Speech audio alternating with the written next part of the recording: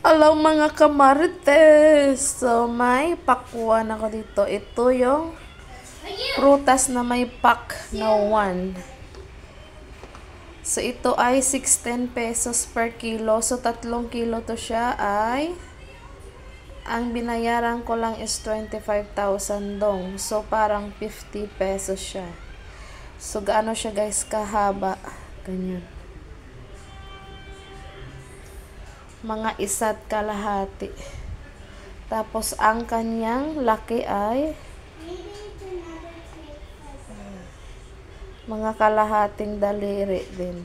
Kadaliri. Dangaw. So, bubuksan natin to kasi yung binuksan niya doon kanina na dinisplay niya ay sobrang pula.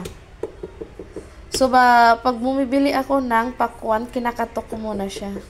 Tapos sabihin ko, pakwan, pakwan. Ready? 1, 2, 3, go! Uy, matigas! Ay! Mapu! Ay! Yan siya, guys. O, diba? Makapal ang ano niya. So, ayan. Mapula naman siya. Ayan siya, guys. O. Tingnan natin to kung matamis. Matamis ba? Ibe? Matamis nga ba, ere? Tingnan natin. Oops.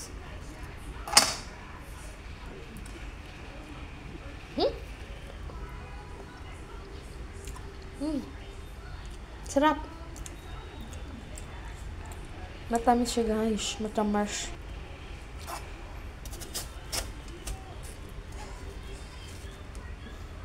So, gagawa ko na naman ng juice. I-stack ko sa ref.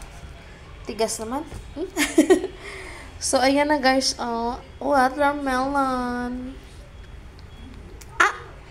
Peekaboo. I see you. So, ito na siya guys. Meron pang natira na kalahati. So, gagawin ko na naman.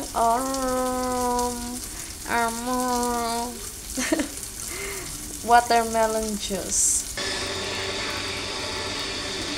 So, ito na siya guys.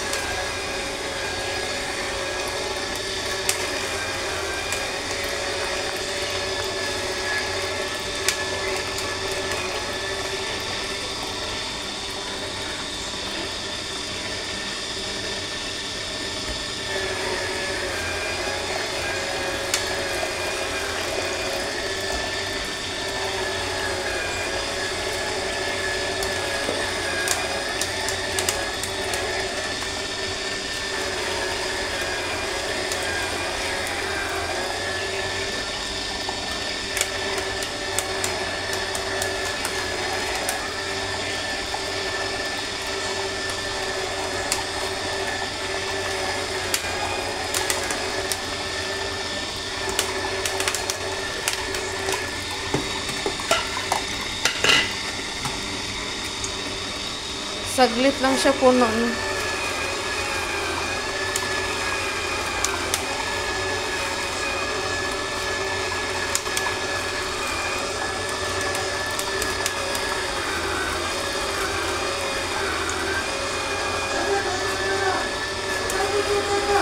nagjujuice kayo guys, pati yung puti, yung silaw, yung puti niya is ilagay nyo rin. Kasi nandyan ang swerte.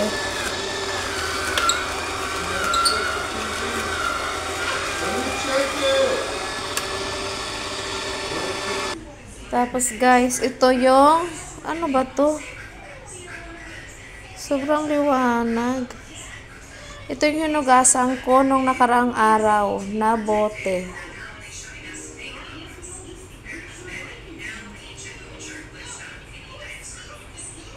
So, para hindi siya matapon kasi may lock po yan.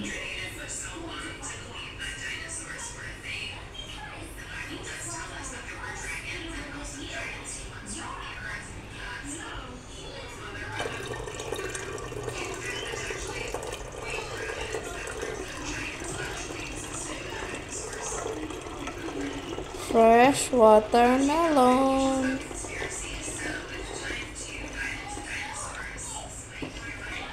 Yan. Diba? So, yan na siya guys, oh. So, ito na mga ang nagawa kong watermelon juice. Almost 2 bote. I think tag 1 liter ito ata. Kada isa 1 liter. Ito rin siya. Tapos, tawag nito. Yan ay 3 kilo. Hindi pa nasama ito niya, oh. Sapal ba to? Sapal ang tawag sa amin. Tapos, yung balat pa hindi na isama sa 3 kilo. So, ayan guys. Fresh watermelon.